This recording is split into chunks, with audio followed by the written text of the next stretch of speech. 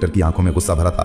वो जोर से चिल्लाया, तेरे जैसे कई होशियार देखे हैं, पुलिस से पंगा लेगी, आज मजा चखाएंगे, चलो इसे थाने ले चलते हैं, वहां समझ में आ जाएगा। इस समय भी भरनाली सिंह चुप थी। उसने अभी अपनी पहचान उजागर करने की कोई कोशिश नहीं की। वो देखना चाहती थी कि ये लोग प्रशासन की कितनी बदनामी कर सकते हैं और एक आम नागरिक पर किस हद तक जुल्म ढा सकते हैं। इंस्पेक्टर प्रोसेनजित अब खींच चुका था। उसके सामने एक ऐसी महिला खड़ी थी जिसके कोमल गाल पर थप्पड़ पड़ा था, जिसके बाल खींचे गए थे, जिसे जबरन सड़क पर घसीटा गया था। फिर भी वो एक मूर्ति की तरह शांत खड़ी थी, न कोई चीख न कोई आंसू। इंस्पेक्टर प्रोसेनजित सोच रहा था, थाने पहुंचते ही देखता हूँ इस जिद्दी और घमंडी औरत का इलाज कैसे किया जाए। ये सिर्फ गुस्सा नहीं था, ये वो गुस्सा था जो अंदर ही अंदर सुलग रहा था। चौकी इंचार्ज इंस्पेक्टर हंसते हुए बोला, अब इसकी जबान भी चलने लगी है, चलो थाने देखेंगे कितनी चलती है इसकी जबान। थाने में घुसते इंस्पेक्टर जोर से चिल्लाया, ओए कहां गए सब, चाय पानी लगाओ जल्दी, आज एक खास माल आया है। भरनाली सिंह अब भी कुछ नहीं बोली, बस थाने की दीवारों को देखती रही। वो देख रही थी कि ये लोग उन निरीह लोगों के साथ कैसा व्यवहार करते हैं जो कभी आवाज नहीं उठाते। तभी एक कांस्टेबल इंस्पेक्टर प्रोसेनजित की ओर झुककर फुसफुसाया, क्या केस है सर? इंस्पेक्टर ने हंसते हुए कहा, अरे कुछ भी नहीं, स्पीड ब्रेक करो या हेलमेट का बहाना मारो, जो मन हो लिख दो, बस अनबर करना है और इसका घमंड तोड़ना है, ज्यादा सवाल मत कर। भरनाली सब कुछ सुन रही थी, लेकिन उसकी आंखें अब भी चुप थीं। मनो वो चाहती थी कि पुलिस की ये गिरावट खुद उनके ही मुंह से उजागर हो। इंस्पेक्टर कुर्सी पर बैठा, हाथ में पेन लिया और टेबल पर घुमाने लगा। फिर बरनाली की ओर देखकर पूछा, नाम क्या है, कहाँ रहती है, किसकी बेटी है? बरनाली चुप रही। फिर इंस्पेक्टर बोला, सुनाई नहीं देता, नाम क्या है तेरा? लेकिन बरनाली की चुप्पी अभी पत्थर की दीवार जैसी अड़िग। तभी इंस्पेक्टर ने जोर से मेज पर हाथ मारा, इतनी जोर से कि आवाज पूरे थाने में गूंज उठी। फिर गुस्से से चिल्लाया, सुनाई नहीं देता, नाम बता जल्दी।